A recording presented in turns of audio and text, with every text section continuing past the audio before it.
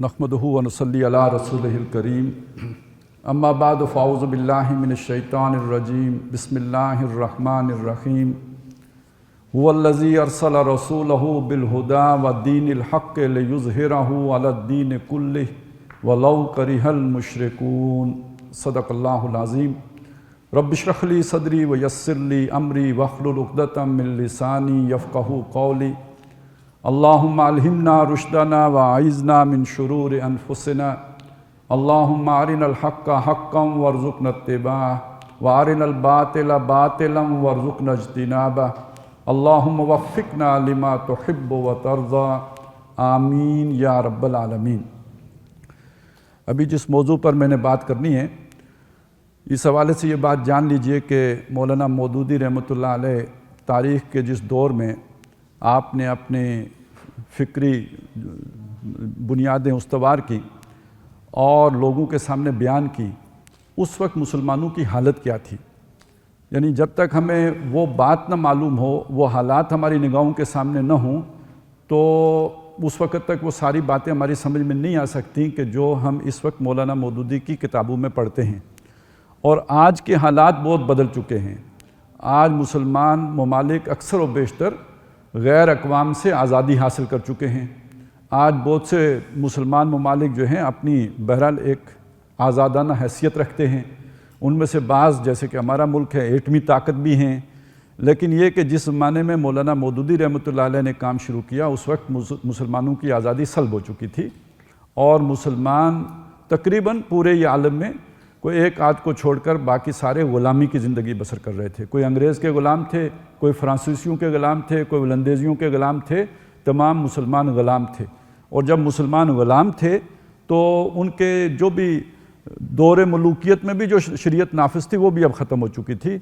अब उनके फ़ैसले भी गैरुल्लाह के कानून के मुताबिक हो रहे थे। एक तो हुक्मरान उनके ऊपर बाहर से आके मुसल्लत हो गए थे और दूसरा ये कि उनके ऊपर कानून भी अल्लाह के कानून से हटाकर और नाफिज कर दिया गया था। तीसरी तरफ ये था कि अगर आपने ज़ाहिर है इंसान जो हम कहते हैं समाजी हवान है, वो ला ताल्लुक़ होकर कट कर नहीं बैठ सकता।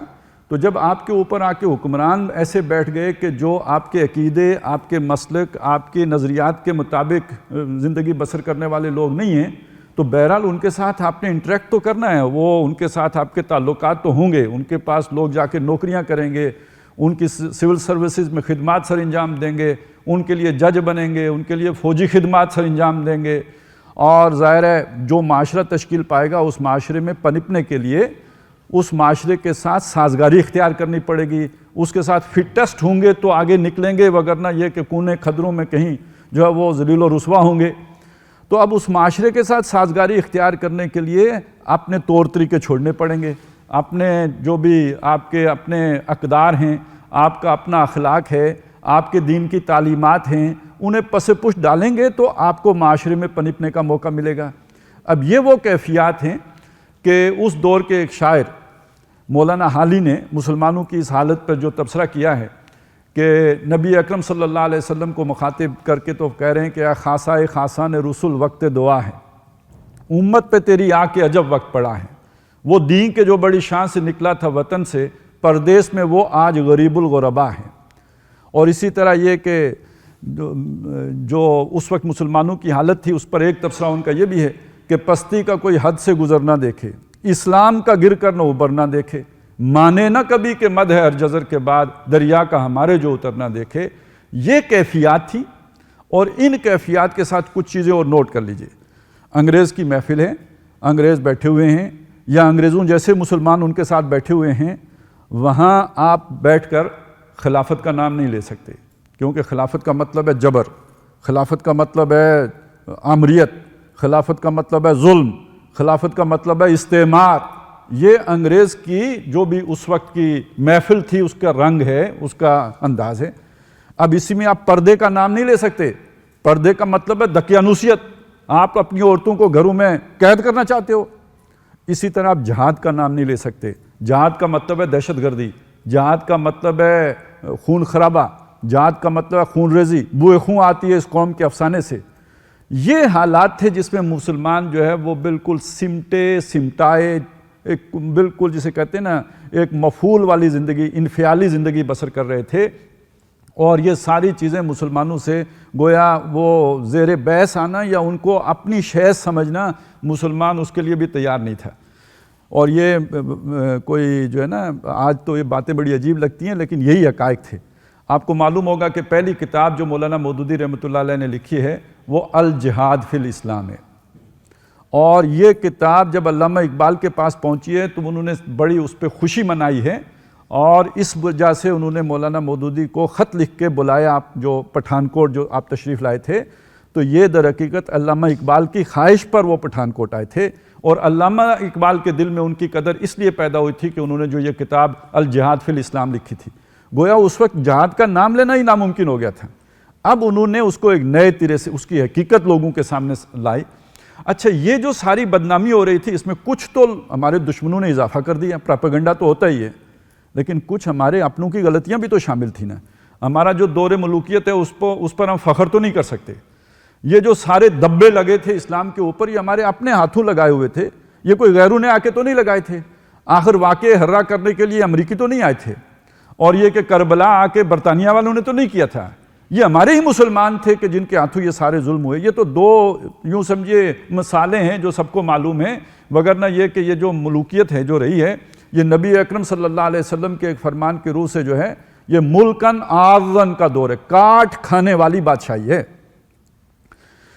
تو آج کا انسان وہ مسلمان ہو یا غیر مسلم ہو، وہ ایسے جبر کو گوارا کرنے کے لیے تیار نہیں ہے۔ یہ جو جمہوریت آئی ہے، یہ تو جو بادشاہوں کا ظلم مغرب میں تھا اس کے خلاف رد عمل کے طور پر آئی ہے نا، تو وہ تو خلافت کو بھی بادشاہی کے طور پر دیکھتے ہیں اور سمجھتے ہیں، اور ویسے ہم نے اسے کیا بھی بادشاہوں کی طرح ہی ہے، وہ اللہ کے نائبین کی طرح تو نہیں کیا، اس کو سر انجام تو نہیں دیا۔ لہٰذا اس دور میں اسلام بالکل جسے کہتے ہیں بدنام ہو چکا تھا، اور اس کا نام لینا بھی مشکل۔ اچھا، اب اس وقت مسلمانوں کے دو بڑے دھڑے، ایک وہ دھڑا تھا جو علماء کے زیر اثر تھا، اور دوسرا وہ دھڑا تھا جو سر سید احمد خان کے زیر اثر آ گئے تھے۔ اور جو بڑا تھا، جسے آپ کہیں مین سٹریم، جسے آپ دینی اصطلاح استعمال کریں تو کہیں سواد اعظم، یا عام اصطلاح استعمال کریں جو عظیم اکثریت تھی، وہ تھی کہ جو علی گڑھ کی تحریک کے تابع ہو کے چل رہی تھی۔ اور علی گڑھ کا اگر وہ آپ نے نقشہ سمجھنا ہو تو وہ یہ تھا، ایک قول نقل کیا جاتا ہے سر سید احمد خان صاحب کا کہ تم اپنے رنگ کو تبدیل کرنے کا اختیار تو نہیں رکھتے، باقی ہر شے میں انگریز بن جاؤ۔ اور وہ جو کسی نے تبصرہ کیا ہے کہ ہم نے دیکھا ہے کہ فیشن میں الجھ کر اکثر تم نے اسلاف کی عزت کے کفن بیچ دیے، نئی تہذیب کی بے روح بہاروں کے عوض اپنی تہذیب کے شاداب چمن بیچ دیے، تو یہ سارا اسی مکتب فکر کے اوپر لازم آتا ہے۔ اب اس کے مقابل جو دوسرا مکتب فکر تھا وہ یہ تھا کہ جی ہم نے تو انگریز کے ساتھ نہ اٹھنا ہے، نہ بیٹھنا ہے، نہ بات کرنی ہے، نہ ان جیسی کوئی شے اختیار کرنی ہے، لہٰذا ہم انگریز سے لا تعلق ہو کر اور ان مسلمانوں سے بھی لا تعلق ہو کر جو انگریز کا سرویہ اختیار کریں گے، اپنے جو جزیرے ہیں ان کے اوپر آرام سے رہیں گے، ہم اس سواد اعظم کا حصہ ہی نہیں بنیں گے۔ یہ ہمارا علماء کے طبقے کی اکثر و بیشتر یہی سوچ تھی۔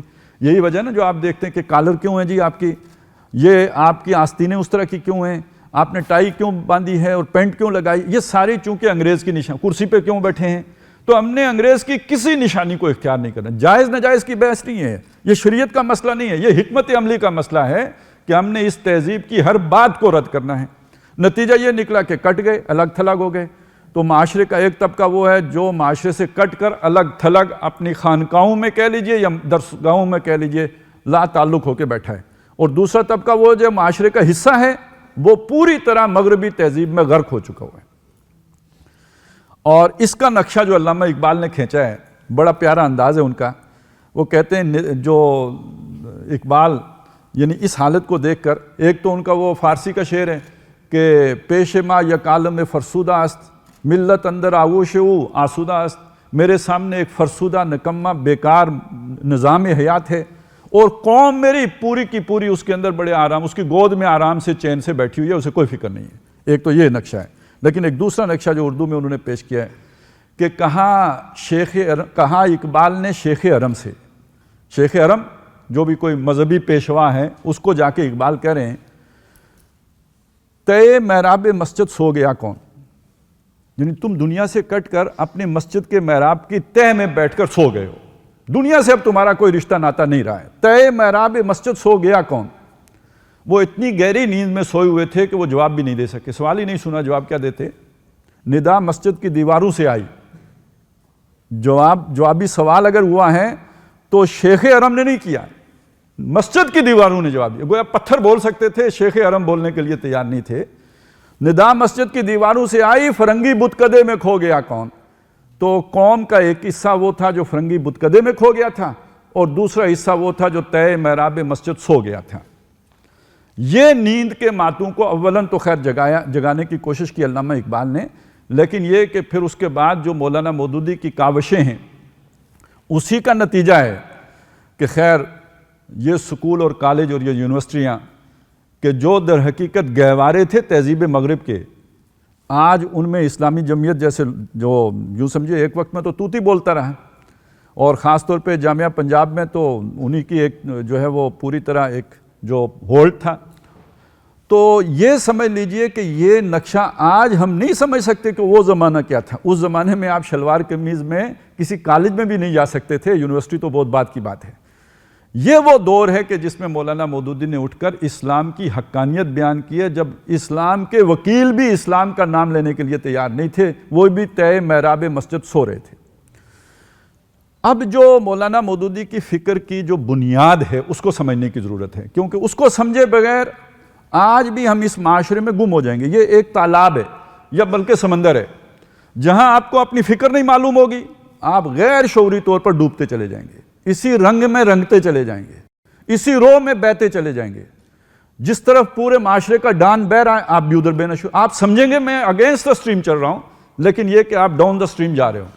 جب تک آپ کو فکر کی آپ کو سمجھ نہیں ہوگی۔ ابھی مجھ سے پہلے آپ کو یہی بتایا جا رہا تھا نا شعوری مسلمان بننا ہے، تو شعوری مسلمان بننے کے لیے جو مولانا مودودی رحمۃ اللہ علیہ کی فکر کی بنیادی اساسات ہیں وہ معلوم ہونی چاہیے۔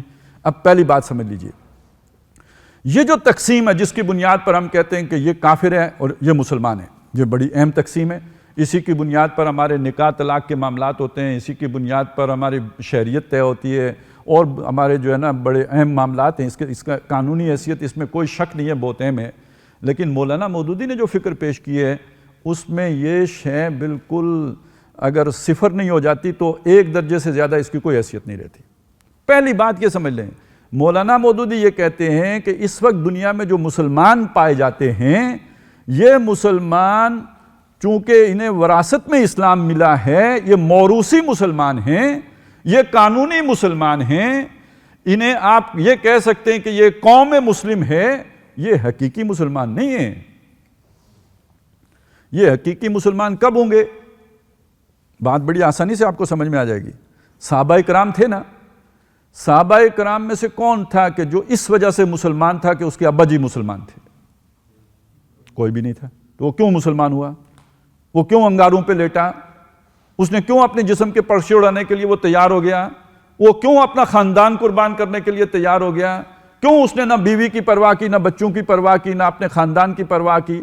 کوئی ساری رشتہ داریاں چھوڑ کر وہ اللہ کے رسول صلی اللہ علیہ وسلم کے دامن سے وابستہ ہو گیا، اس لیے کہ محمد الرسول اللہ کی دعوت کو اس نے شعوری طور پر قبول کیا تھا، اس لیے کہ اس نے اسے سمجھ کر اختیار کیا تھا، اس لیے کہ اسے وہ اپنے دل کی آواز محسوس ہوئی تھی، اس لیے کہ اس نے یہ سمجھا کہ یہی بات حق ہے، خود سمجھا۔ اس کو قرآن مجید کہتا ہے، سورہ یوسف میں نبی اکرم صلی اللہ علیہ وسلم کو اللہ تعالیٰ کہتے ہیں آپ کہہ دیجئے ھذہ سبیلی، یہ میری راہ ہے، ادعو الی اللہ علی بصیرہ، میں اللہ کی طرف پکار رہا ہوں علی وجہ البصیرت، شعوری طور پر سوچ سمجھ کر، صرف ایک حکم جیسے روبوٹ اوبے کرتا ہے وہ بات نہیں ہے، میری اپنی سوچ کا تقاضا یہ ہے کہ میں اللہ کی طرف بلاؤں۔ وَمَنِ اتَّبَعَنِی، اور جو میرے پیروکار ہیں وہ بھی علی وجہ البصیرت، اس دین پر چلنے والے، اندھے بہرے مقلد نہیں ہیں۔ یہ ہیں صحابہ کرام رضوان اللہ تعالی علیہم اجمعین۔ اب آپ دیکھیے ہمارا جو معاشرہ ہے، اور معاشرہ ہمارا کوئی لاہور سے اسلام آباد دیکھنے کی ضرورت نہیں ہے اور اسلام آباد سے لاہور دیکھنے کی ضرورت نہیں ہے، میرے ارد گرد میرے اماں، میرے ابا، میرے بھائی، میرے جو رشتہ دار، یہیں سے معاشرہ شروع ہوتا ہے نا، پھر دوست احباب کولیگز، ان سب کو دیکھیے، ان میں سے کتنے جو آپ کو ملیں گے کہ جنہوں نے سوچ کر سمجھ کر اور یہ جان کر کہ یہ حق ہے اسلام کو قبول کیا ہے؟ تو کیوں مسلمان ہے؟ میں کیوں مسلمان تھا؟ اس لیے کہ میں مسلمان والدین کے گھر پیدا ہوا. خدا نہ خواستہ ہم میں سے کوئی سکھوں کے گھر پیدا ہوا ہوتا، خدا نہ خواستہ ہندو کے گھر پیدا ہوا ہوتا تو ہم نے ٹھیک ہے یہی انجینئرنگ کرتے، یہی ڈاکٹری پڑھتے، یہی جو ہے پروفیشن آگے اختیار کرتے، لیکن کیا اسلام کے بارے میں بھی سوچتے کہ یہ اس طرح برحق ہے یا نہیں ہے؟ ظاہر ہے ہمارے پاس وقت ہی نہیں تھا. وہ وقت آج کے مسلمان کے پاس بھی نہیں ہے کہ وہ خود سے یہ سمجھنے کی کوشش کرے کہ اسلام برحق دین ہے، یہ میری فطرت کی پکار ہے یا نہیں. لہٰذا اکثر و بیشتر مسلمان وہ ہیں جو اس وجہ سے، صرف اس وجہ سے مسلمان ہیں کہ وہ ایک مسلمان گھرانے میں پیدا ہوئے ہیں. تو حقیقی مسلمان وہ کہلائے گا مولانا مودودی کی نظر میں کہ جس نے سوچ کر سمجھ کر اپنے دل سے اسے قبول کیا ہے. یہ تو ایک رخ ہو گیا، یعنی پہلے نقطے کا ایک پہلو ہو گیا. دوسرا پہلو کیا ہے وہ آپ کی سوچ میں خود بھی آ جانا چاہیے. اس کو ذرا تھوڑا سا عکسی ترتیب میں دیکھیں. دنیا میں اگر کچھ لوگ قانونی مسلمان ہیں تو کچھ کافر بھی تو ہیں نا. وہ جو کافر ہیں وہ کس قسم کے کافر ہیں؟ حضور کے دور میں جو کافر تھے، ابو جہل کافر تھا، ابو لہب کافر تھا، ولید بن مغیرہ کافر تھا. اس کی نوعیت کیا تھی؟ ان کو محمد الرسول اللہ صلی اللہ علیہ وسلم نے دین پہنچایا، دین سمجھایا، دین سکھایا، دین بتایا. یہ سب ان کو پوری طرح سمجھ آ گیا. ان کے دل نے مان لیا کہ محمد الرسول اللہ سچے ہیں. اس کے بعد انہوں نے اپنے تعصبات کی وجہ سے، اپنی چودراہٹوں کی وجہ سے، اپنے مفادات کی وجہ سے، اپنی دنیاوی اغراض و مقاصد کی وجہ سے، یا اپنی کمزوریوں کی وجہ سے یا بزدلی کی وجہ سے اسلام کو قبول نہیں کیا. یہ وہ کافر تھے جو محمد الرسول اللہ کے دور میں تھے. آپ میں سے کوئی کہہ سکتا ہے کہ آج کے کافر ایسے ہی کافر ہیں؟ دل پہ ہاتھ رکھ کے سوچئے، کیا آج مودی تک اس طرح اتمام حجت ہو گئی ہے جیسے محمد الرسول اللہ نے ابو جہل پر کی تھی؟ بش پر، ٹرمپ پر، جو بائیڈن پہ ہمارا خود دل گواہی دیتا ہے، ہماری عقل تسلیم کرتی ہے کہ نہیں یہاں تو کوئی پہلے درجے کی بھی حجت قائم نہیں، بلکہ الٹی حجت قائم ہوئی ہے. الٹی کا مطلب کیا ہے؟ کہ حجت قائم کرنی تھی مسلمانوں نے. مسلمانوں کا اپنا کردار اتنا خراب ہے، اتنا پست ہے، اتنا گھٹیا ہے کہ اگر کوئی اپنے طور پر دین سیکھنا بھی چاہے تو مسلمان کو دیکھ کر یہ سوچے گا کہ جس دین کا پیروکار اس کردار کا مالک ہے اس دین میں کیا اچھائی ہوگی. لہذا آج کا کافر بھی قانوناً تو کافر ہے، قانونی سطح پر تو اسے کافر مانا جائے گا، اور وہ تمام قانونی ضابطے اس کے ساتھ اختیار کیے جائیں گے. وہ جو شادی بیاہ کے معاملے میں ہیں یا اور جو دوسرے طریقے ہیں وہ تو سارے قانونی چیزوں میں اسے کافر سمجھا جائے گا. لیکن حقیقی کافر وہ تب بنے گا جب اس پر اتمام حجت کی جائے گی، اسے سمجھ آئے گی کہ دین حق ہے، لیکن اسی طرح اپنی چودراہٹوں، اپنے تعصبات کی وجہ سے دین کو قبول نہیں کرے گا. اب وہ حقیقی معنی میں کافر ہوگا. اب اس کا نتیجہ یہ ہے کہ ہمارا رویہ ابنائے نو کے ساتھ، اپنے جو بھی خواہ مسلمان ہوں یا کافر ہوں ان کے ساتھ داعیانہ ہونا چاہیے. جیسے ایک دعوت دینے والا کسی کو مخاطب کرتا ہے ہمدردی سے، خیرخواہی سے، بھلائی سے، اچھائی سے، یہ انداز ہمارا جہاں مسلمانوں کے ساتھ ہونا چاہیے وہاں کافروں کے ساتھ بھی ہونا چاہیے. تو ایک نقطہ تو یہ ہے، اس کو اچھی طرح سمجھ لیجیے. یہ وہ بات تھی کہ جو متحدہ ہندوستان میں مولانا مودودی کر رہے تھے، اور اس بات کا اثر صرف مسلمانوں ہی پر نہیں پڑ رہا تھا بلکہ اس کو کافر لوگ بھی سمجھ رہے تھے. دوسرا نقطہ اس سے بھی زیادہ اہم ہے، وہ خاص طور پر شعوری مسلمان بنے بغیر اس کی سمجھ آ ہی نہیں سکتی اور اس پر چلا ہی نہیں عمل ہی نہیں ہو سکتا. وہ نقطہ سمجھ لیجئے. ایک لفظ ہے جسے ہم عبادت کہتے ہیں. عبادت کا اس وقت جو مفہوم رہ گیا تھا نا، وہ بس یہ رہ گیا تھا کہ جس نے نماز پڑھ لی، روزہ رکھ لیا، حج کر لیا، زکوٰۃ ادا کر لی، اس نے عبادت کا حق ادا کر دیا. مولانا مودودی نے عبادت کا ایک بالکل نیا مفہوم جو ہے اس دور کے اعتبار سے نیا، کوئی انہوں نے اپنے پاس سے گھڑا نہیں. محمد الرسول اللہ صلی اللہ علیہ وسلم کے دور میں عبادت کا وہی مفہوم تھا، لیکن وہ دب گیا تھا، وہ مسخ ہو گیا تھا، وہ محدود ہو گیا تھا، وہ پرورٹ کر دیا گیا تھا. اس کو مولانا مودودی نے از سر نو اجاگر کیا. جیسے ایک تجدید کی جاتی ہے کسی شے کی، اس کے اوپر سے گرد جھاڑ کر اس کے غلط تصورات مٹا کر اس کو اثر نو اجاگر کیا۔ یہ جو اجاگر کیا ہے، ویسے ایک کتاب ہے ان کی، بڑی اچھی کتاب ہے، پڑھیے گا، میں اس وقت اس سب کی وضاحت نہیں کر سکتا، صرف عبادت کے حوالے سے اس کتاب کو ریفر کر رہا ہوں۔ قرآن مجید کی 4 بنیادی اصطلاحات، شاید آپ میں سے کسی نے پڑھی ہو، لیکن اس کو ذرا گہرائی میں پڑھنے کی ضرورت ہے، بہت اچھی طرح سمجھ کے پڑھنے کی ضرورت ہے۔ ابھی ہم پھر عبادت، اس میں سے ایک عبادت بھی ہے، 4 بنیادی اصطلاحات میں سے ایک دین ہے، ایک الہ لفظ ہے، ایک رب لفظ ہے، اور ایک عبادت کا لفظ ہے۔ ابھی میں صرف عبادت کی بات کر رہا ہوں۔ عبادت کے حوالے سے مولانا مودودی رحمۃ اللہ علیہ نے وضاحت یہ کی کہ یہ جو اسلام ہے، یہ اسلام ایک مکمل ضابطۂ حیات ہے، مکمل ضابطہ حیات ہے۔ یہ جملہ میں بھی بہت استعمال کرتا ہوں، میرا خیال ہے آپ میں سے بھی ہر ایک نے استعمال کیا ہوگا، نہیں بھی کیا ہوگا تو سنا تو ضرور 10 مرتبہ ہوگا زندگی میں، اس سے زائد ہی سنا ہوگا۔ لیکن اس کا مفہوم کیا ہے؟ میری ایک حیات ہے، آپ سب کی بھی حیات ہے، ہماری ایک اجتماعی حیات بھی ہے، زندگی۔ ہمیں زندگی میں مختلف کام کرنے پڑتے ہیں۔ وہ کام ہم جو بھی، کوئی شادی کرتا ہے، کوئی اپنے جو بھی رسومات ہوتی ہیں، کوئی رواج ہوتے ہیں، کوئی طور طریقے ہوتے ہیں زندگی کے، کوئی سیاسی نظام ہوتا ہے، کوئی معاشی نظام ہوتا ہے، کوئی سماجی نظام ہوتا ہے، کوئی آئلی نظام ہوتا ہے۔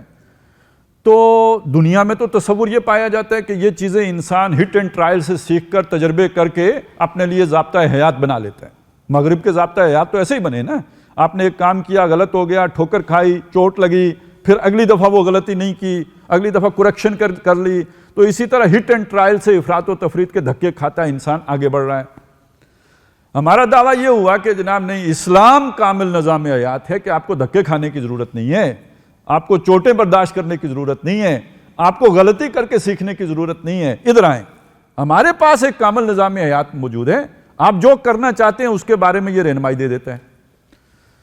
ہمیں یہ تو معلوم تھا کہ ہم اگر پیشاب کریں تو اسے خشک کیسے کرنا ہے، یہ تو پتہ تھا، اسلام ہمیں بتاتا ہے کہ جی اس طرح کر کے آپ نے پاکی اختیار کر لینی ہے۔ ہمیں یہ معلوم تھا کہ ہم نے اگر صحبت کی ہے تو اس کے بعد جسم پاک کیسے کرنا ہے، جی اسلام نے ہمیں یہ رہنمائی دی ہے، یوں کر کے نہاؤ گے تو پاک ہو جاؤ گے۔ ہمیں یہ پتہ تھا کہ نماز پڑھنی ہے تو اس سے پہلے وضو کیسے کرنا ہے، جی اسلام نے بتایا وضو یوں کر کے کرنا ہے، یہ تو ہمیں معلوم تھا۔ لیکن کیا یہ بھی معلوم تھا کہ اسلام کا کوئی سیاسی نظام بھی ہے جو آج کے دور میں قابل عمل ہو سکتا ہے؟ کیا یہ بھی معلوم تھا کہ اسلام کا کوئی معاشی نظام بھی ہے جو آج کے دور کی ضرورتیں پوری کرتا ہے؟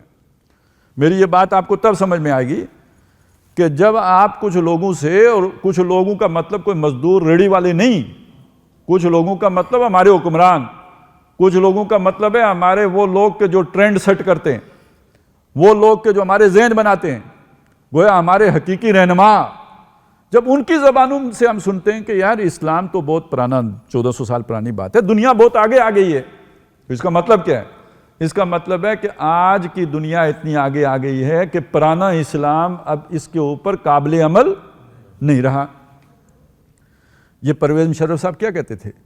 آپ کو تو ان کا تو پتہ ہے نا، اگر آپ کو ایوب خان صاحب کا نہیں پتہ تو پرویز مشرف صاحب کا تو پتہ ہے نا۔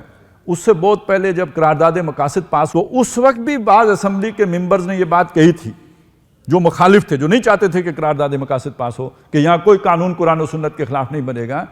تو انہوں نے جو باتیں کہی تھیں ان میں سے ایک یہ بھی تھی کہ ہم آج یہ قرارداد پاس کرنے کے بعد مہذب دنیا کو منہ دکھانے کے قابل نہیں رہے۔ وہ جیسے پینڈو آدمی ہوتے ہیں نا، پینڈو کو کہتے ہیں یار میں شہری ایلین، تو ہم ایلین ہو گئے بس، اب ہم دنیا کو منہ دکھانے کے قابل نہیں رہے۔ یہ سوچ ہے، ایک سوچ ہے۔ اب وہاں پہ کھڑے ہو کے یہ کہنا کہ اسلام زندگی کے ہر معاملے میں رہنمائی دیتا ہے، میرے جملہ مسائل حل کرتا ہے، جو مسئلہ کسی انسان کو پیش آ سکتا ہے اس کا حل قرآن مجید میں اور سنت رسول صلی اللہ علیہ وسلم میں اور اسلام کی روایت میں موجود ہے۔ یہ ایک بہت بڑا دعویٰ اپنی جگہ پہ، اور اس کے اپنے کچھ جو ہے وہ نتائج ہیں، اس کو میں ایک طرف رکھ کر میں اس کو عبادت کے ساتھ جوڑنا چاہتا ہوں۔ اس کو سمجھ لیجئے، عبادت جس شے کا نام ہے، ان تمام احکام کی تابعداری کو کہ جو ہمیں زندگی کے مختلف پہلوؤں کے حوالے سے اسلام نے دیے ہیں، ان کی تابعداری کا نام عبادت ہے۔ صرف نماز پڑھ لینے سے، روزہ رکھ لینے سے، حج کر لینے سے، زکوٰۃ کر لینے سے عبادت کا حق ادا نہیں ہوگا، یا یہ کہ صبح نماز پڑھ کے بیٹھے رہے اور پھر سورج نکلنے کے بعد 2 نفل پڑھ کے اٹھ کے آ گئے تو عبادت گزار ہو گئے۔ نہیں، جب آپ اپنی پوری زندگی کے معاملات میں، اپنے روزمرہ کے معمولات میں ہر کام اسلام کی ہدایت کے مطابق کریں گے تو آپ صحیح معنوں میں عبادت گزار ہیں۔ اب آپ نے عبادت کا حق ادا کیا ہے، اور یہ تقاضا ہے جو اللہ تعالیٰ بندے سے چاہتا ہے۔ اس کی ایک وہ مثال بھی دیتے ہیں کہ اللہ تعالیٰ نے اگر 10 احکام دیے ہیں اور 8 آدمی پورے کر لے، 2 پورے نہ کرے، تو اس کا مطلب کیا ہے؟ اس نے عبادت کا حق ادا نہیں کیا، کیونکہ یہ تو غلامی ہے۔ غلام اپنی مرضی سے کوئی شے قبول کر لے، کچھ کو رد کر دے، یہ اس کا اختیار نہیں ہوتا ہے۔ ملازم کے پاس تو اس طرح کا اختیار ہو سکتا ہے، غلام کے پاس ایسا اختیار نہیں ہوتا، اسے کلی اطاعت کرنی ہوتی ہے، تمام باتیں ماننی ہوتی ہیں۔ ایک بھی چھوڑ دے گا تو وہ جو ہے راندہ درگاہ ہو جائے گا، جیسے شیطان ہو گیا، صرف ایک حکم نہیں مانا تھا اللہ تعالیٰ کا، اور اس کے نتیجے میں اس کو جو ہے وہ اللہ تعالیٰ نے لعنتی کر دیا۔ یہ ذہن میں رکھیے کہ عبادت کا مفہوم یہ انہوں نے طے کیا۔ اس سے اگلی بات، یہ تو بعض باتیں وہ ہیں کہ جو الحمدللہ بہت بڑے حصے میں اب سمجھی جا چکی ہیں، اور اس وقت اس پر اللہ کا شکر ادا کرنا چاہیے کہ یہ بات اب تقریباً اہل مذہب نے بھی تسلیم کر لی ہے۔ وہ بہت محدود حد تک وہ مسخ تصور باقی رہ گیا، وگرنہ اکثر و بیشتر اہل علم میں یہ باتیں اب یوں سمجھیے زبان زد عام ہو چکی ہیں۔ عوام میں ابھی بھی نہیں، لیکن یہ کہ اہل علم میں یہ باتیں اب تسلیم شدہ ہو گئی ہیں، مسلمہ ہو گئی ہیں۔ ایک مسئلہ وہ ہے کہ جس نے آ کے سب سے زیادہ تحریک اسلامی کو نقصان پہنچایا ہے، اور ابھی بھی پہنچ رہا ہے اس سے۔ اور تحریک اسلامی سے مراد صرف کوئی ایک جماعت نہیں ہے، یہ پورا عمل جو احیاء کا عمل ہے، جو سوئی ہوئی امت کو جگانے کا عمل ہے، جو دبے ہوئے دین کو دوبارہ جو ہے وہ برسر اقتدار لانے کا عمل ہے، وہ مصر میں ہو، وہ ترکی میں ہو، وہ پاکستان میں ہو، یہ سارا تحریک اسلامی ہے۔ یہ جو نقصان پہنچا ہے وہ کیا ہے؟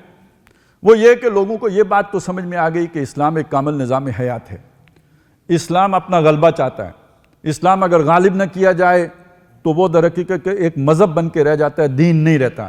یہ باتیں تو سمجھ میں آ گئیں، لیکن اگلا مسئلہ یہ تھا کہ دنیا واقعی بدل گئی تھی، دنیا واقعی بدل چکی ہے۔ اب آپ سوچئے، دین کا ایک حکم ہے مشورہ کرو، ہے نا، امرہم شورا بینہم، ان کے معاملات آپس کے معاملات مشورے سے طے ہوتے ہیں۔ کچھ تو اللہ کے احکامات ہیں، اللہ نے کہا نماز پڑھو، اب اس میں یہ مشورہ تو ہو سکتا ہے یہاں پڑھیں کہ وہاں پڑھیں، لیکن پڑھیں یا نہ پڑھیں یہ مشورہ نہیں ہو سکتا، پڑھنی ہے، وہ تو عبادت سے متعلق بات ہو گئی۔ کب پڑھنی ہے، اول وقت میں پڑھنی ہے یا آخر وقت میں پڑھنی ہے، یہ امر حکم ہو گیا۔ یہ آپ کا جماعتی نظم طے کرے گا، جی پہلے وقت میں پڑھ لو یا آخر وقت میں پڑھو یا درمیان میں پڑھو۔ اب یہ اللہ نے چھوٹ دی ہوئی ہے نا، ایک وقت سے ایک وقت تک ظہر کا ٹائم ہے، یہاں سے لے کے یہاں تک عصر کا ٹائم ہے۔ اب یہ جو درمیان کی بات ہوئی ہے، یہ امر حکم ہو گیا کہ آپ اپنی مرضی سے طے کر لو۔ اب یہ کوئی ایک آدمی طے کرے گا نہیں، یہ امر حکم ہے، یہ مسلمانوں کے مشورے سے طے ہوگا۔ اور کچھ چیزیں ایسی ہیں جو اجتہادی نوعیت کی ہوتی ہیں، جہاں اللہ رسول کا حکم نہیں ہوتا وہاں پہ یا قیاس کرنا پڑتا ہے یا اجتہاد کرنا پڑتا ہے۔ یہ بھی مسلمانوں کا امر ہو گیا، امر حکم ہو گیا، یہ مشورہ کر کے ہوگا۔ اب مشورے کی صورت مدینے میں بھی تھی۔ اب دیکھیے نا، حضرت عمر رضی اللہ تعالیٰ عنہ ہیں، وہ چاہتے ہیں کہ جو ایک نیا مسئلہ کھڑا ہو گیا ہے، مسئلہ یہ کھڑا ہو گیا ہے کہ زمین عراق کی، شام کی مسلمانوں نے ان پر جو قبضہ کیا ہے، اب وہاں کے مجاہدین یہ کہتے ہیں جنہوں نے وہ فتح کی ہیں کہ یہ مال غنیمت ہے، ہمیں دے دو۔ بھائی مال غنیمت کا جو اصول ہے وہ اس کا اپلائی کرو، زمین کے اوپر بھی ہوگا، یہ ہم نے چھینی ہے، یہ ہماری زمینیں ہوں گی۔ حضرت عمر سوچ رہے ہیں کہ بھائی ایسا ہو گیا تو بڑی جاگیرداری قائم ہو جائے گی۔ اب اس پہ مشورہ ہو گیا، اب شورا بیٹھی ہے، بالآخر جا کے فیصلہ ہو گیا کہ یہ مالف ہے۔ میں اس وقت وہ مسئلہ نہیں سمجھانا چاہ رہا، میں یہ بتانا چاہ رہا ہوں کہ اس وقت مشورہ کیسے ہوتا تھا۔ اب یہ جو شورا تھی یہ کن لوگوں پر مشتمل ہے؟ ایک چھوٹا سا قصبہ ہے، بستی ہے، مدینہ ہے، کوئی بہت بڑا شہر نہیں ہے، وہاں چند قبائل آباد ہیں، ان قبائل کے مؤثر لوگ فطری طور پر موجود ہیں۔ ہر قبیلے کا ایک چیف ہے یا نہیں ہے؟ اور یہ چیف الیکٹڈ نہیں ہے، یہ خود ہر جو بھی برادری ہوتی ہے اس کا ایک بڑا ہوتا ہے۔ وہ بڑے بیٹھ گئے، اہل علم بیٹھ گئے، مشاورت ہوئی، فیصلہ ہو گیا۔ یہ اصحاب حل و عقد ہیں، یہ اہل شورا ہیں، مل بیٹھ کے انہوں نے فیصلہ کر لیا۔ اور اصحاب حل و عقد بھی نیچرل ہیں، یعنی جن کا اختیار اپنی قوم کے اوپر ہے، قدرتی طور پر، خاندانی طور پر، قبیلے کی چیف ہونے کی حیثیت سے۔ اور شورا بھی اسی طرح بن گئی، یا سلیکٹ کر لی گئی، نامزد کر لی گئی، پھر جانتے تھے خلیفہ کہ یہ آدمی ایسا ہے، اس کو بلا لیا۔ جیسے آج بھی ہم جان سکتے ہیں کہ یہ ٹیکنوکریٹس ہیں، یہ ان کی اسپیشلائزیشن ہے، جن کا پتہ ہوتا ہے انہیں بلا لیں گے. لیکن یہ کہ اکثر و بیشتر اب تو وہ صورت رہی نہیں. اب وہ ٹرائب ہی ختم ہو گئے, قبیلے ہی ختم ہو گئے. اب کوئی قبیلے کا چیف کہاں سے, قبیلہ ہی نہیں رہا تو چیف کہاں سے آئے گا؟ آج شورا کیسے بنے گی؟ آج کیسے وجود میں آئے گا اصحاب حل و عقد کا ادارہ, یعنی جو فیصلہ سازی کریں گے, یہ کیسے بنیں گے؟ یہ سوال ہے. پیچھے تاریخ میں دیکھیں, اس کا جواب ہمارے پاس نہیں ہے. ہمارے پاس ملوکیت کا ماڈل موجود ہے. ملوکیت میں اصحاب حل و عقد یا شورا اپنے خاندان کی بنتی تھی. عباسیوں کی حکومت ہے تو شورا بھی عباسیوں کی ہوگی, اس میں کوئی اموی تو نہیں شریک ہو سکتا. اور اسی پہ آپ ایک بات اور بھی سوچ لیجئے, اگر کسی مسلک کی حکومت کسی جگہ قائم ہو جائے تو ان کی شورا میں انہی کے مسلک کے لوگ ہوں گے نا. یہ تو مسجد میں کسی اور کو نہیں گھسنے دیتے.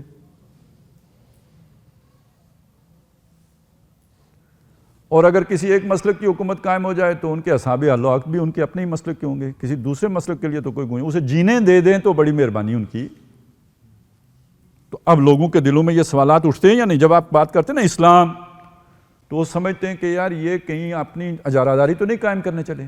ڈر جاتے ہیں, اور اب بھی ڈرتے ہیں, اب بھی ڈرتے ہیں. یہ مسئلہ ہم لوگوں کا حل نہیں کر سکے, یہ باتیں ہم لوگوں کے سامنے رکھ نہیں سکے, انہیں قائل نہیں کر سکے. اس وجہ سے آج بھی ڈرتے ہیں لوگ کہ یہ تو بڑا کوئی جابرانہ نظام آ جائے گا, بڑی جو ہے ڈکٹیٹرشپ آ جائے گی. اچھا, مصیبت یہ ہوئی کہ جہاں کہیں آیا تو آیا بھی ایسا ہی. اب وہ سعودی عرب میں شریعت نافذ ہوئی تو ایک خاص مسلک والی بات ہو گئی وہاں پہ, انہوں نے اپنی اجاراداری قائم کر لی. ایران میں شریعت نافذ ہوئی تو انہوں نے اپنی اجاراداری قائم کر لی.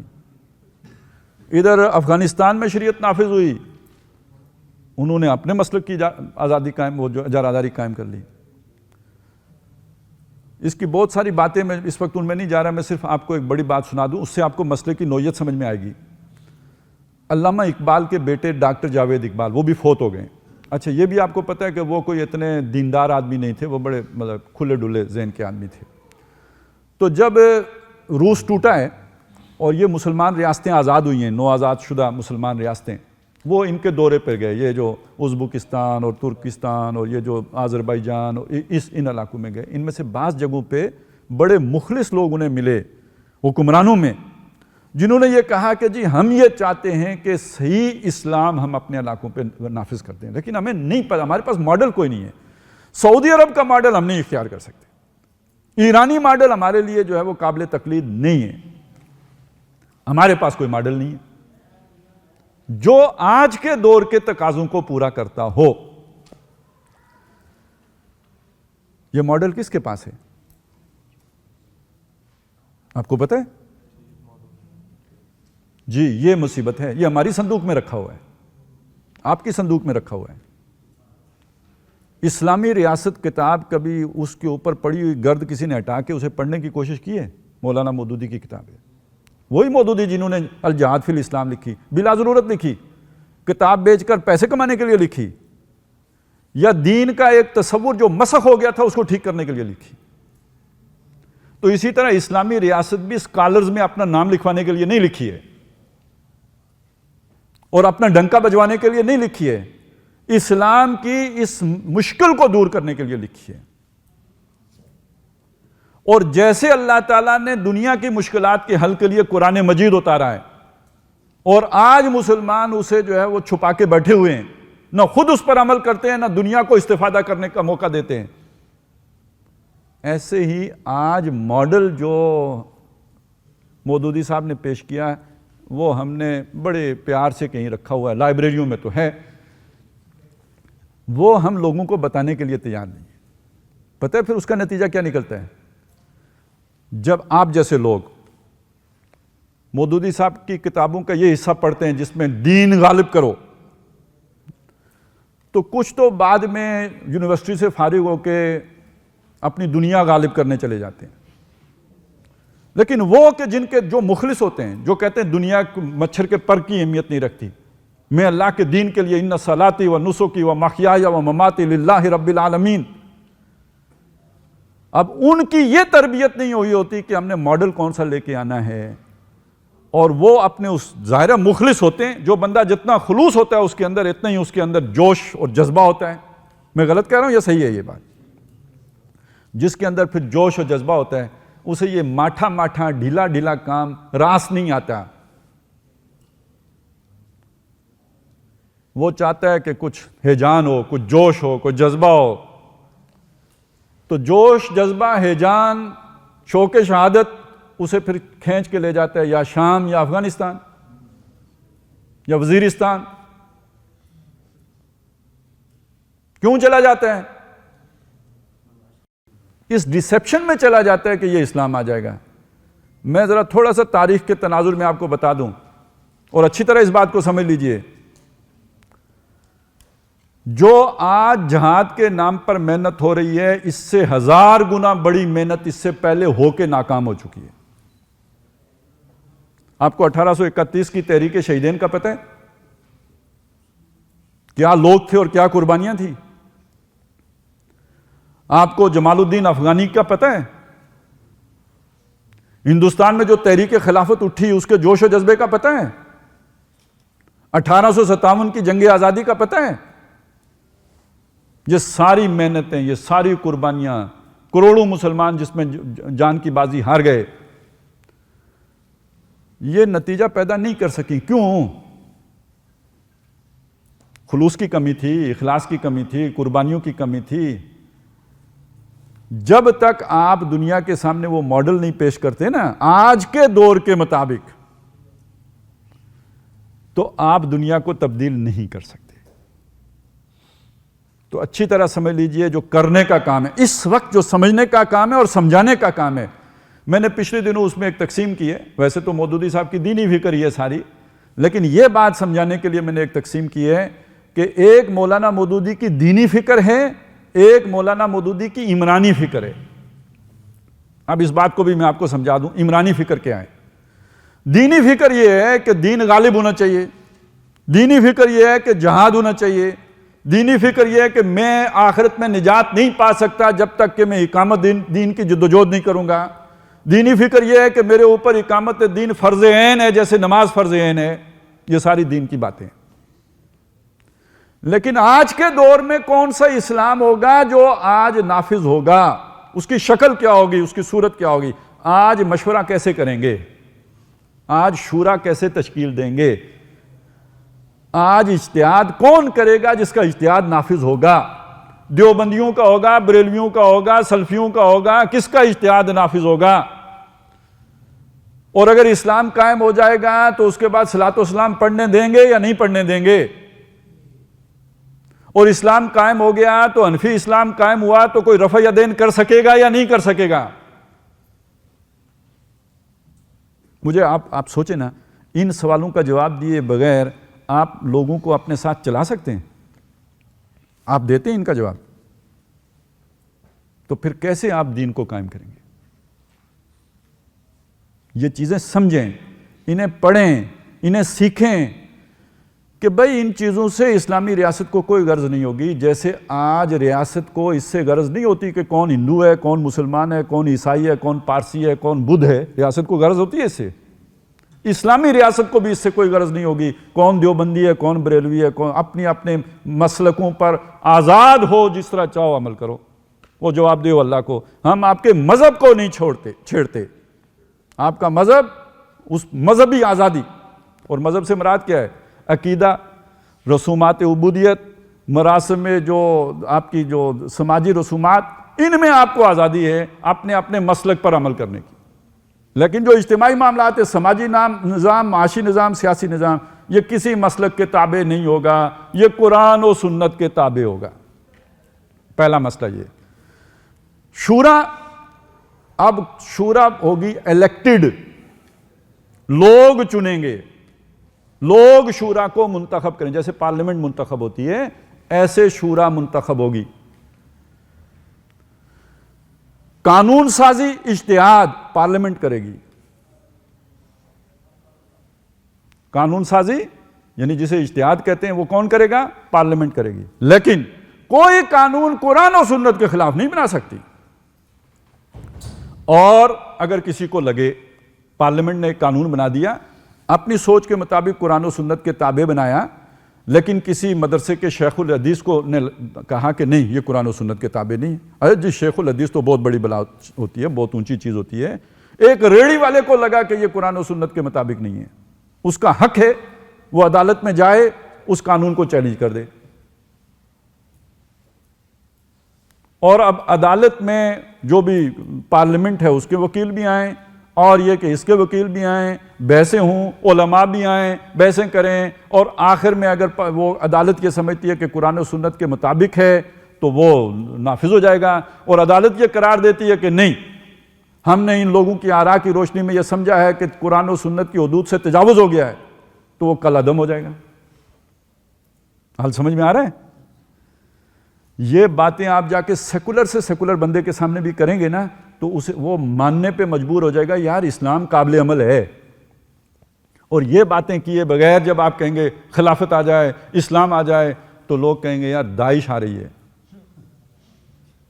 لوگ کہیں گے کہ یار وہ لوگ آ رہے ہیں کہ جنہوں نے لالٹینوں کے شیشوں میں ہماری داڑیاں رکھ کے ناپنی ہے کہ سائز سٹینڈرڈ ہے کہ نہیں.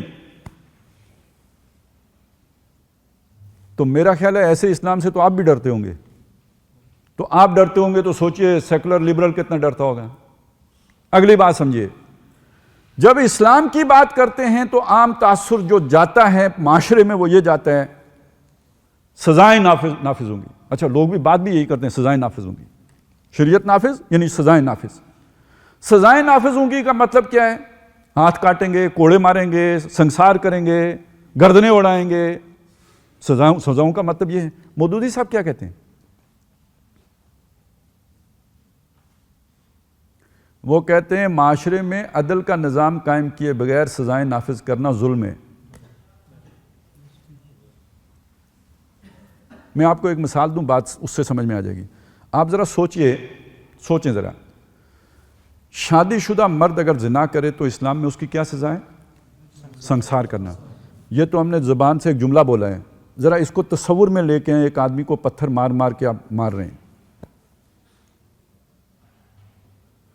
ایک طرف یہ بات ہے کتنی اذیتناک سزائیں ہیں. کسی کو گولی مار دی, ٹھس مر گیا, لیکن آپ نے اسے پتھر مار مار کے مارا ہے.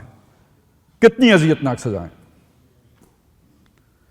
دوسری طرف اپنے معاشرے میں دیکھیں, یہ کام جو ہے نا یہ ایسے ہی ہو سکتا ہے کہ جیسے چلتے چلتے راستے میں کوئی پھسل کے گر پڑتا ہے.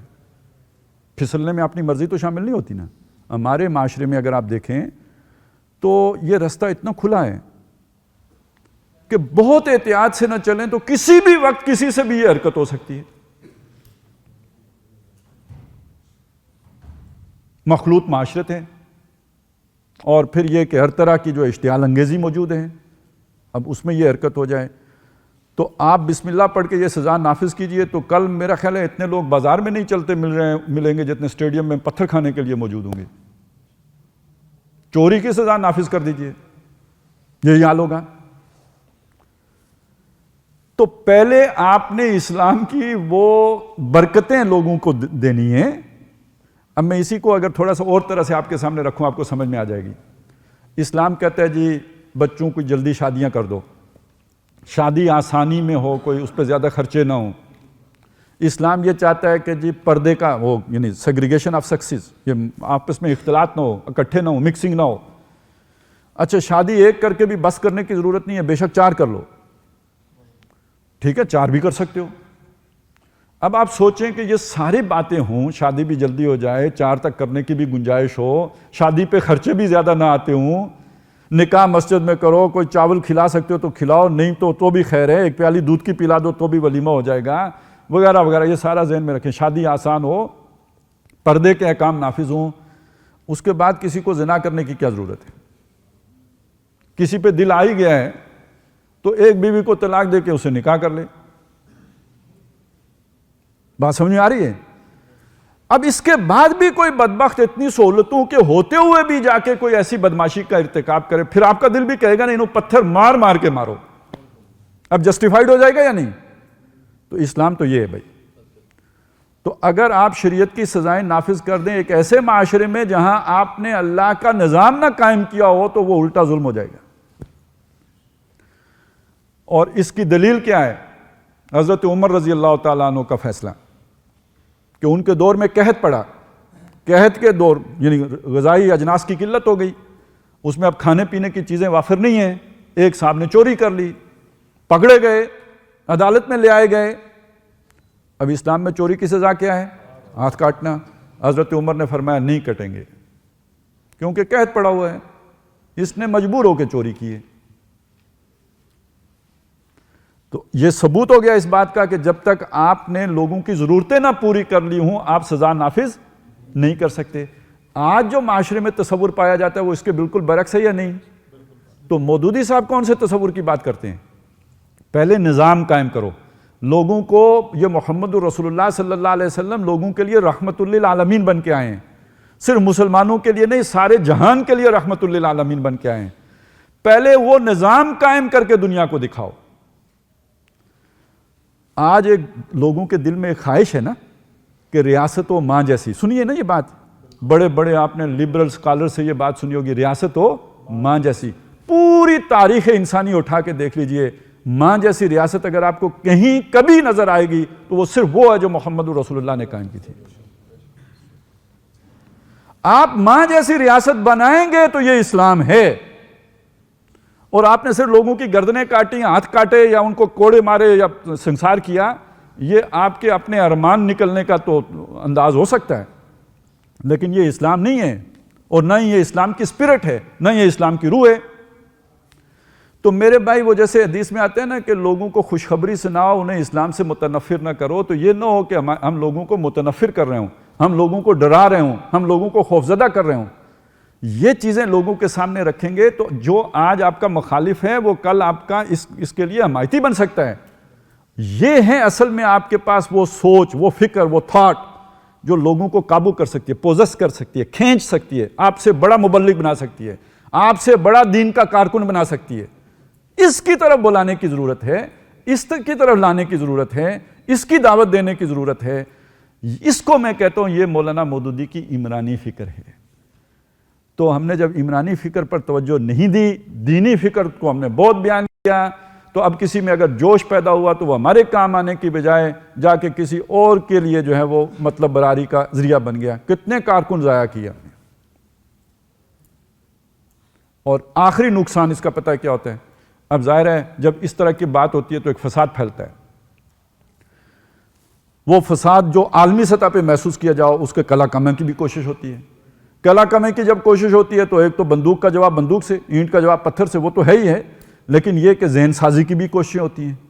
تو پھر ایسے دانشور کھڑے کیے جاتے ہیں جو کہتے ہیں یہ فکر ہی غلط ہے، جو کہتے ہیں یہ دہشت گردی کی بنیاد جو ہے مودودی صاحب نے رکھی ہے، کہ جو لوگ جو ہے وہ نظام کو قائم کرنے کے قائل ہوتے ہیں وہ پھر بندوق اٹھا لیتے ہیں، لہٰذا وہ پوری فکر ہی کو اڑانے کے پیچھے پڑ جاتے ہیں۔ اصل بات کیا ہے کہ جب یہ چیز لوگوں کو ہم سمجھا دیں گے کہ ہم کون سا اسلام چاہتے ہیں، ہم کیسا اسلام چاہتے ہیں، تو پھر ایسے لوگوں کو بھی اپنا لچ تلنے کا موقع نہیں ملے گا۔ اپنی جو بھی وہ اپنا، ویسے تو اس فکر سے ان کی چڑ اور ہے، لیکن ابھی بہانہ یہ مل گیا ہے اور اس بہانے سے وہ فائدے اٹھاتے ہیں، لہٰذا ان کو بھی اپنا فائدہ اٹھانے کا موقع نہیں ملے گا اور یہ پوری فکر ڈسکریڈٹ ہونے سے بچ جائے گی۔ لہٰذا یہ وقت کی ضرورت ہے، یہ وقت کی پکار ہے۔ آج کا سب سے بڑا مطالبہ ہم سے یہ ہے، اور یہ دین کا مطالبہ سمجھ لیجئے، کہ ہم دین کا یہ پہلو واضح کریں جو مودودی صاحب کے ذریعے ہم تک پہنچا ہے۔ اس کا مقام کیا ہے یہ تو خیر وقت طے کرے گا۔ آج یہ بات سمجھانا اور سمجھنا بھی مشکل ہے، لیکن مودودی صاحب نے یہ جو کام کیا ہے، یہ جو سوشل تھاٹ، اسلام کی جو سماجی جو سوشل تھاٹ ہے، یہ جو عمرانی فکر ہے، اس کو یہ جو مدون کیا ہے اور آج کے مسائل کا جو یہ حل پیش کیا ہے، یہ جب ہو جائے گا دین قائم اور غالب، اس کے بعد جب لوگ بیٹھ کر اس کا جائزہ لیں گے تو یہ اپنے وقت کا یوں سمجھ لیجئے کہ ایک بہت، یعنی جس طرح مغرب میں کو جو مارٹن لوتھر نے کیا ہے نا، یہ اس درجے کا کام ہے، لیکن یہ کہ ہم اگر اس کو آگے لے کے چلنے والے نہیں ہوئے تو بس کتابوں میں لکھا رہ جائے گا۔ تو میں آپ سے یہی گزارش کروں گا، آپ سب طالب علم ہیں، آپ کو اللہ نے صلاحیت دی ہے، پڑھ سکتے ہو، اور یہ کہ سیکھ سکتے ہیں، آپ کے اندر تحقیق کا مادہ بھی ہے، تو ان چیزوں کو سیکھیں، خود سے سمجھیں، اپنے سٹڈی سرکل قائم کر کے ایک پیراگراف پڑھ کر اس پہ ڈسکشن کریں، اسے گھوٹیں، اسے ہضم کرنے کی کوشش، اسے چیو کریں تاکہ اچھی طرح یہ چیزیں آپ کے اندر اتر جائیں، اور پھر ان کو لے کے آپ معاشرے میں جائیں گے تو آپ دیکھیں گے قبولیت بہت ہے، لوگ ماننے کے لیے تیار ہوں گے ان باتوں کو۔ اللہ تعالیٰ آپ کو توفیق دے، ہمت دے۔ اب اسلام کا مستقبل آپ کے ہاتھوں میں ہے، ہم تو اپنے حصے کی اننگز کھیل چکے، یہ تو ہم شام کے دھندلکے میں داخل ہو چکے ہیں، تو یہ جو ہم نے دیکھا ہے، سنا ہے، آگے پیچھے کے جو حالات ہیں ان کی روشنی میں جو بات آپ کے سامنے رکھی ہے، اسلام کا مستقبل اسی کے ساتھ وابستہ ہے۔ اللہ تعالیٰ آپ کو اپنی راہ میں قبول کرے، اور یہ دعا ہمیشہ مانگیں کہ جذبہ بھی جو ہے وہ اپنی جگہ بہت قابل قدر ہے، لیکن اندھا بہرا جذبہ جو ہے وہ کام نہیں آتا، وہ اتنی زور سے جا کے کہیں بندہ پھٹتا ہے۔ اس کے لیے ضروری ہے، اللہ نے عقل بھی دی ہے، سوچ بھی دی ہے، سمجھ بھی دی ہے۔ اللہ سے ہمیشہ رشد و ہدایت کی دعا بھی مانگیں۔ اقول قولی ھذا واستغفر اللہ لی ولکم ولسائر المسلمین والمسلمات۔